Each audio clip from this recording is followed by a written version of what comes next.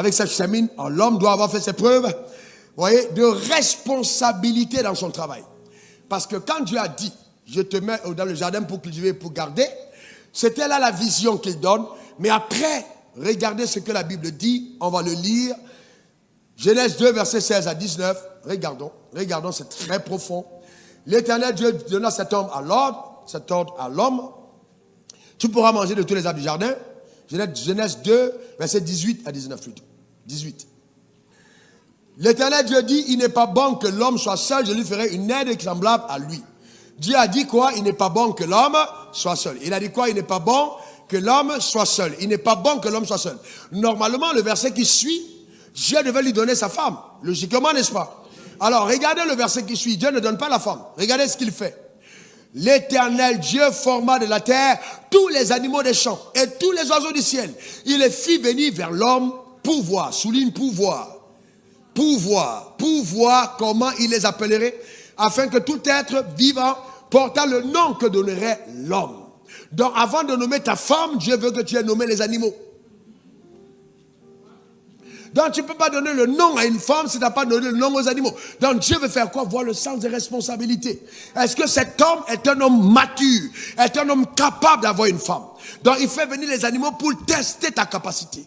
Si tu as échoué seul, ne te marie pas jusqu'à ce que ça marche. La venue de ta femme peut te plonger dans le chaos. Il faut d'abord que ça marche seul. Oh non, pasteur, le jour où je vais me marier, mon ministère va décoller. Tu vas voir. Tu vas commencer à prier toi-même pour trouver le temps de lire encore la Bible comme avant.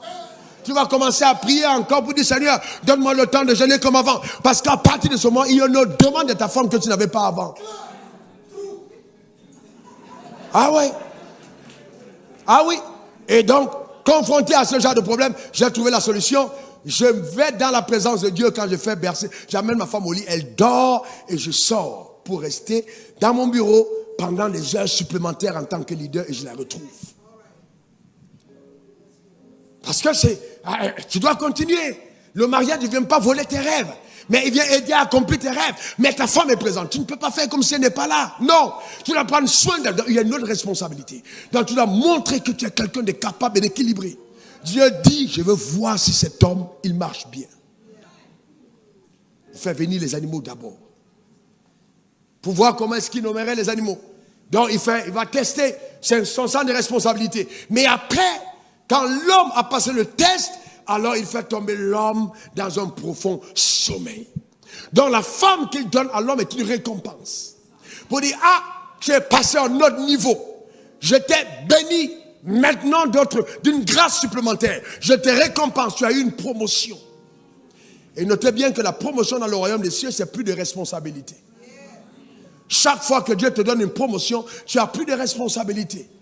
C'est pourquoi, quand tu as vu la croissance, l'église s'accroît, on dit 2 cultes. Après, on s'accroît, on dit on va casser, on fait plus grand. Et puis ça continue de grandir, on fait 3 cultes. Après ça grandit, on fait 4 cultes. Parce que plus Dieu te donne la promotion, plus il y a des responsabilités. Et tu te rends compte que tu es consumé par les responsabilités divines. Donc la femme viendra justement s'ajouter sur ses responsabilités. Tu ne peux pas faire comme si elle n'existe pas. Elle devient une équation extrêmement difficile à résoudre. Parce que quand la femme veut faire chauffer ta tête, ça chauffe. Ah oh, sérieusement. Ah non, enfin, vraiment, c'est parce qu'elle a été épousée qu'on n'a pas réussi. Non, tu avais quoi avant toi-même quand elle est venue? Il faut quand même que tu aies quelque chose et puis on dit parce que tu es venu, elle a détruit. Ève au moins avec quelque chose. Quand Adam avait quelque chose, quand Ève est venue, au moins elle a gâté. Mais Adam avait quand même quelque chose.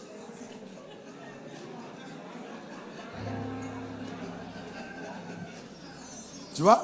Mais en fait, si l'homme avait été responsable, même gâté n'allait pas arriver. Parce que quand la femme a mangé, Dieu n'a rien dit.